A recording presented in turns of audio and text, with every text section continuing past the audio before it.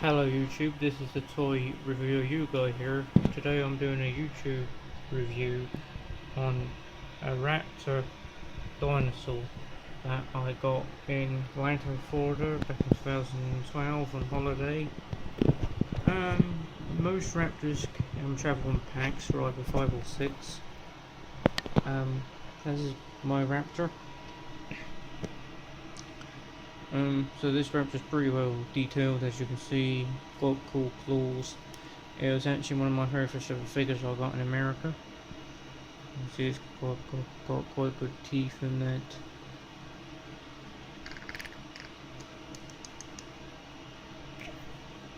It looks, if you look at its eyes, it looks pretty cool. Detailed on the back. The tail looks quite cool, its hands look cool, and its feet look cool and that. So yeah, I'm going to give this figure a 10 out of 10. Please hit this video with a thumbs up, comment down below, and subscribe to my channel, and I will see you on the next one. Goodbye now.